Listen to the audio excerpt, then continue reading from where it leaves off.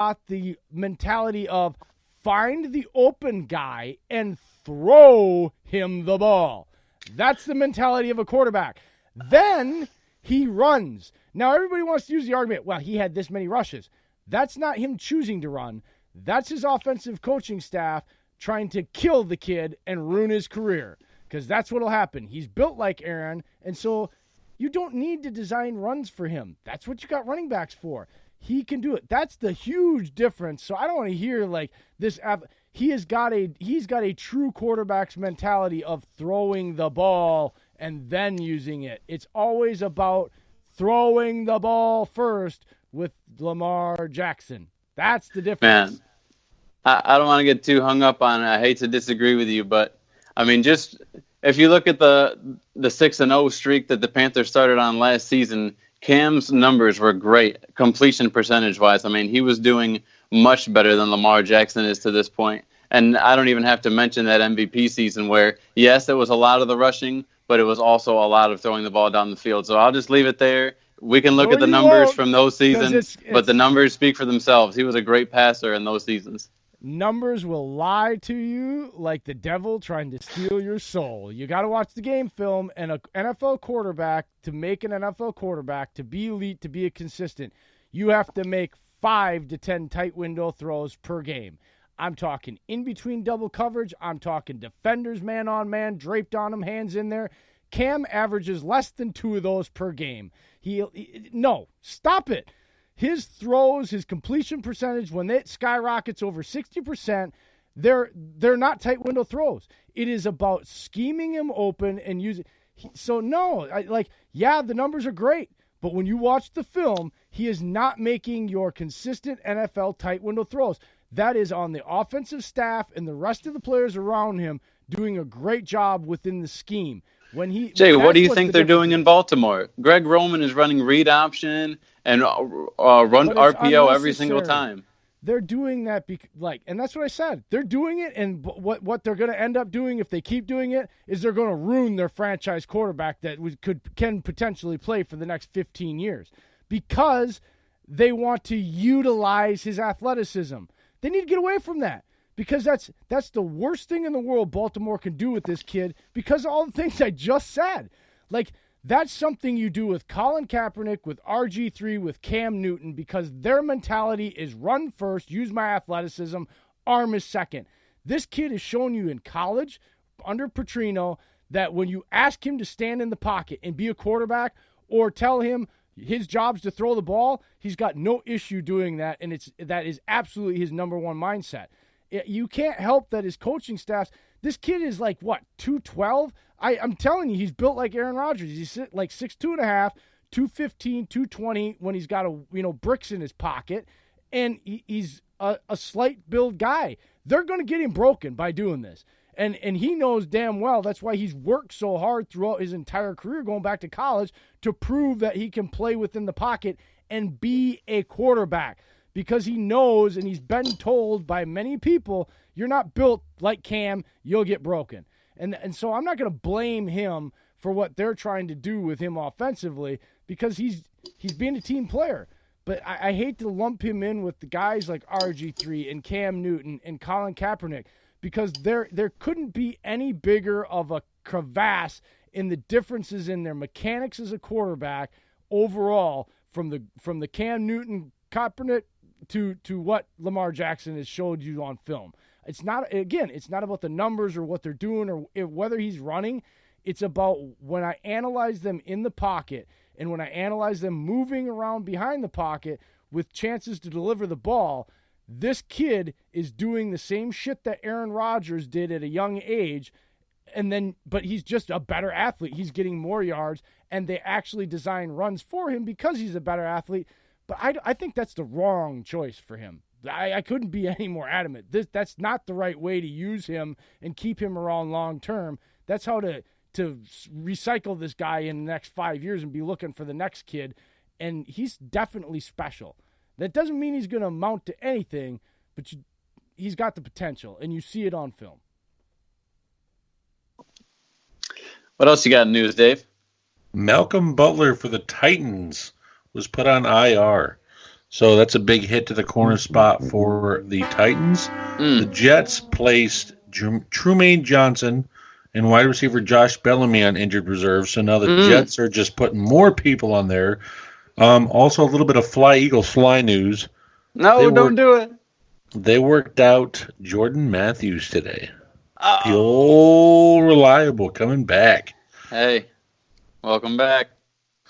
Also, Dean Spanos, the owner of the Los Angeles Chargers, there was a rumor out there saying linking the Chargers to London, England, of possible moving them as a permanent team. Pardon the French, folks, but he said, quote unquote, that report is total fucking bullshit. From owner. You said it. Chargers owner. So he's shutting down the UK rumors. I mean, their home games are basically away games, but you know what? The Chargers, I feel like, aren't a team you should shove over there. If anything, it's the Jaguars. Like, I feel like owner Khan was trying to get them over there a while before the Chargers, so send them the Browns. I think England might negate that. Also, I don't think any Jaguars.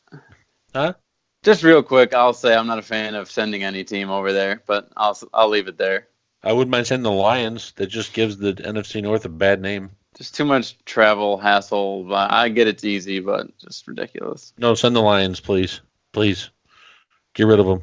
But speaking of the Jaguars before, they have now named Nick Foles the starting quarterback. There he is, big you-know-what, Nick. The nickname doesn't sound as good when you have to edit yourself. Yeah, big well, we're a family stick show. Nick. It's Big Stick Nick. Speaking of big sticks, Jay, how many curls do you do before this show? Dude, I haven't even worked out in like 3 days. I'm sorry. I'm freaking hot. I was outside throwing wood and shit. I can't help that I'm freaking ripped. We Rocky Balboa before the Russian fart in the woods of Russia? The ladies and the husbands are lucky that we don't view video online yet, because, boy, let me tell you. Dude, you guys are like obsessed with my hair and my body. And I'm not going to kill myself in this basement and wear clothes so that you guys can stop being enamored by the fact that I put a lot of time into this shit. I'm trying to take a screenshot. What? Don't do that. One more Eagles announcement. God, Deshaun Jackson has been put on injury. No, don't do it. I know Dillon's hurting with that, but Deshaun Jackson has shown his ugly head again. He plays solid for 1 to 2 games and goes down for most of the season. Just like old Philadelphia at times. Okay, here's why it's not just disappointing. It's extra disappointing. It's like when your dad looks at you and says, "I'm not mad, I'm just disappointed." Okay? Ever since the initial Super Bowl run, when Carson Wentz was drafted, okay, we knew we needed a deep threat. We get Alshon on board after a horrible year with just Jordan Matthews and Chip Kelly's boys that he drafted, Huff out of Oregon, and I forget who else was on the wing, but anyway, started off with Jordan Matthews.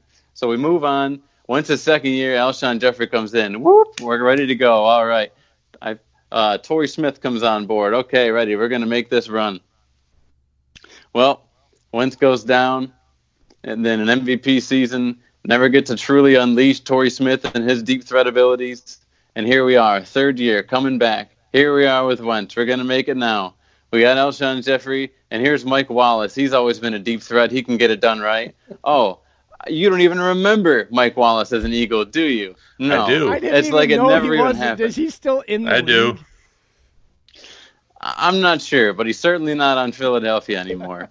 And now, finally, after all the years of being away and watching Deshaun Jackson be the deep threat continuously throughout the years that he always has been in Philadelphia, and every time he faces the Eagles, it seems like he scores on them with a 50-yard touchdown just to give us the extra kick in the pants. We get a chance to have him back. And it's like, all right, here he is, D-Jax, baby, welcome back. We love you. First game of the season, Washington Redskins. We're down. We need him desperately. What's Carson Wentz do? Looks deep to Deshaun Jackson, hits him for a touchdown. What's he do later in the game to put the cherry on top? Hits Deshaun Jackson for another touchdown. And Eagles fans are going, yes, this is what we've been waiting for since we drafted Carson Wentz. And now, after weeks of waiting for Deshaun Jackson to return, like you guys have been waiting for Devontae Adams to return, the first quarter he's in the game, Deshaun Jackson has to exit, and now he's shut down for the entire season. It's an epitome of the Eagles' past seasons with Deshaun Jackson. It really is. I just can't. You don't need him, Dillon. Did you say you won can't? Without him. We've won without him, but you guys can clearly see that's the missing piece in our offense is a vertical threat.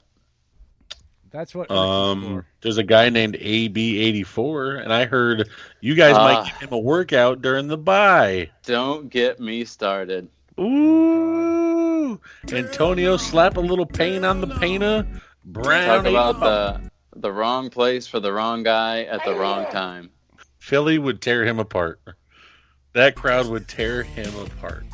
No thanks. I'd rather have Percy Harvin. Sorry, he just got another concussion. You just said his name. He's done.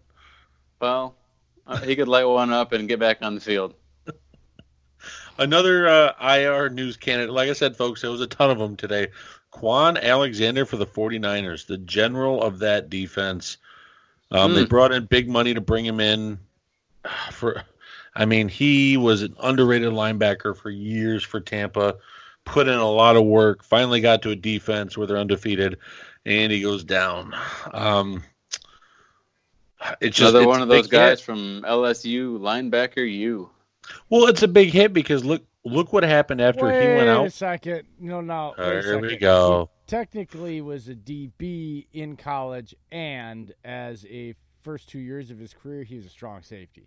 He's an undersized middle linebacker, and that's why he blew his knee out, because they're putting too much pressure on him playing there. Because he's playing in a 3-4 where he's supposed to be a big thumper. He's not playing in a dime or nickel. And I'm going to tell you this right now. I think he had a little bit of an injury history when he was in Tampa Bay. That's probably why they didn't pay him big money, guys. Usually when the people that draft you and have you in the building and know your medical history and you're still a good player where somebody ends up giving you a big contract, it brings up guys like TJ Lang, big contract, injured. Josh Sitton let go. They were also contract, aging injured. too. Doesn't injury age and injury really are par for the course. If you're injured, you're injured. It is even worse if you're old. You expect to get injured. If you're young and being injured all the time, you're first genetically 6 to 7 flawed. years, Lang and Sitton weren't injured. They were fine. Quan Alexander, same thing. His injury history didn't spike up until maybe I think last year, and then that was it.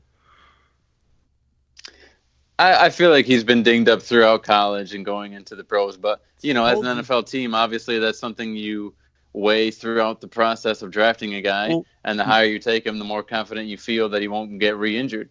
So obviously they felt strongly he wouldn't get re-injured. It's happened quite a few times, and that's just the way it is.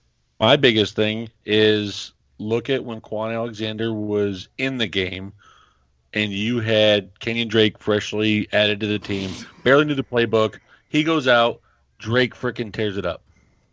Jay is more vain than he likes to give on. And I know that didn't come through with the audio, and I'm sorry, Dave, we can get right back to that, but flexing his pec muscles, folks, like he's the freaking Rock on Monday Night Raw. All right, back to you, Dave. It's like a dirty man's Cactus Jack. He is. He's like Spike Dudley on the Spike. Did you just call him Spike Dudley? I did. Oh, my God. He wears the glasses, too. You need to grow your hair out, Jay, even longer. Dude, no. If I was going to be any small former WWE wrestle, I would be Crash Holly. Good choice. I was thinking more Hornswoggle. You look more like Hornswoggle than I do. Yeah. I was thinking more X-Pac. X-Pac, 1, 2, 3 kid. Hey, yo. Big. What was that little shoulder shimmer I just saw? What was that little shoulder shimmer I just... No, He's feeling froggy tonight. He's cracking out the natty light. He's Razor got the remote wife beater on. He's it's good like to go. 6'8", man. It's Keystone Light. Thank you.